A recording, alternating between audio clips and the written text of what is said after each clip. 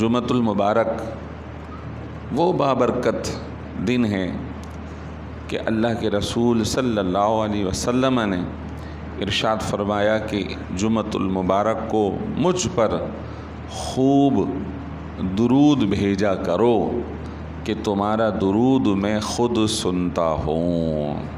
سبحان اللہ۔ تو ایک مرتبہ بآواز بلند پڑھی، اللہم صلی علی سیدنا و مولانا محمد معدن الجود والکرم وعلی آلہ و اصحابہ وبارک وسلم صلاۃ و سلاما علیک یا سیدی یا رسول اللہ۔ جمعۃ المبارک کا دن، اللہ اکبر، بہت ہی بابرکت ہے کہ درود شریف پڑھنا ویسے ہی یہ وہ عمل ہے کہ جس کو اللہ تبارک و تعالی بھی فرما رہا ہے، فرشتے بھی فرما رہے ہیں، اور یہ ہمارے لیے سعادت ہے کہ اللہ نے ہمیں بھی اسی عمل کو کرنے کا حکم دیا۔ لیکن درود کے معاملے میں اللہ، فرشتے اور بندے، ان تینوں کا معاملہ الگ الگ ہے۔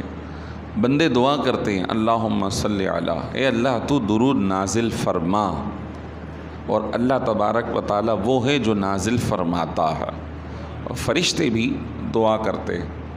ایک حدیث مبارک میں موجود ہے کہ اللہ تبارک و تعالی نے اپنے حبیب مکرم صلی اللہ علیہ وسلم کو یہ شرف اور مقام عطا فرمایا کہ ہر روز صبح 70,000 فرشتے آتے ہیں، اور شام تک صرف اور صرف ایک ہی کام کرتے ہیں، الصلاۃ والسلام علیک یا رسول اللہ، حضور پر درود پڑھتے ہیں، اور وہ شام کو چلے جاتے ہیں، پھر اور 70,000 آ جاتے ہیں جو صبح تک درود پڑھتے رہتے ہیں، اور یہ معاملہ 70,000 روزانہ کا 1,40,000 فرشتے روزانہ آ رہے ہیں، اور حضور کے پردہ فرمائے ہوئے 1400 سال سے زائد ہو گئے۔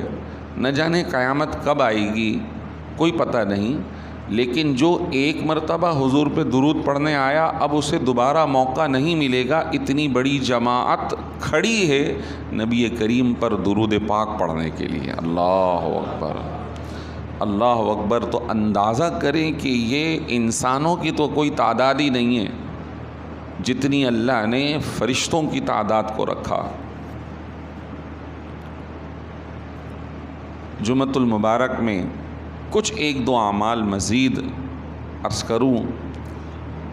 جمعۃ المبارک کو سورہ کہف پڑھنے کا اہتمام کیا جائے کہ سورہ کہف جو 15ویں سپارے میں نفس کے بعد سے شروع ہوتی ہے، بعض علماء کے نزدیک پوری صورت، فضیلت زیادہ اسی کی ہے، بعض نے کہا اگر پوری نہیں بھی پڑھ سکتے تو کم از کم شروع کی 10 آیتیں یعنی ایک رکوع کی تلاوت تو ضرور کر لیں۔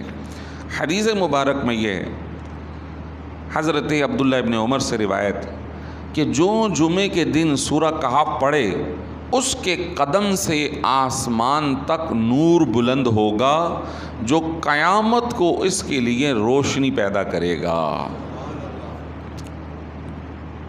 اور فرمایا 2 جمعوں کے درمیان جو گناہ ہوئے بخش دیے جائیں گے۔ یعنی ایک جمعہ پڑھ لیا، اگر کوئی چھوٹے موٹے گناہ ہو گئے، بڑے نہیں، تو اللہ تبارک و تعالی جمعۃ المبارک کی برکت سے درمیان کے گناہوں کو معاف فرما دے گا۔ دوسری حدیث ارشاد فرمایا جو شخص جمعے کے دن یا رات میں حامیم الدخان، یہ 25ویں پارے کی صورت ہے، 2 رکوع کی، فرمایا پڑھے اس کے لیے اللہ تبارک و تعالی جنت میں ایک گھر بنا دے گا۔ تو 2 رکوع پڑھنے میں تو کوئی ٹائم نہیں لگے گا، آپ ضرور اس کو پڑھ لیجئے۔ ارشاد فرمایا حضرت ابو ہریرہ سے کہ جو سورہ حامیم دخان پڑھے گا اس کی مغفرت کر دی جائے گی، اور ایک روایت میں مزید فرمایا کہ اس کے لیے 70,000 فرشتے استغفار کریں گے، اللہ کی بارگاہ میں دعا کریں گے، مولا اس سورہ دخان پڑھنے والے کو تو بخشش عطا فرما دے۔ فرشتے وہ ہیں کہ جو گناہ نہیں کرتے، معصوم ہیں، ان کی دعا اللہ تعالیٰ قبول فرماتا ہے۔ تو ضرور معتکف حضرات تو اس کا اہتمام کریں، اور آپ احباب بھی اپنے اپنے گھروں میں بھی ضرور بتائیں کہ سورہ دخان 25ویں پارے میں صورت ہے، 2 رکوع کی ہے یا 3 رکوع کی ہے، 2-3 پیج کی، آپ ضرور اس کو پڑھ لیجئے۔ مزید فرمایا کہ جو سورہ یاسین شریف کی جمعۃ المبارک کو تلاوت کرے اللہ اس کی بھی بخشش فرما دے گا۔ جمعۃ المبارک میں ایک اور عمل فرمایا کہ جمعہ کے روز جہنم کی آگ کو بھڑکایا نہیں جاتا، تیز نہیں کیا جاتا، اور جمعۃ المبارک کو روحیں جمع ہوتی ہیں، لہٰذا جمعۃ المبارک کو قبروں کی زیارت کی جائے، یعنی اپنے مرحومین کی زیارت کو جمعۃ المبارک کو جانا چاہیے۔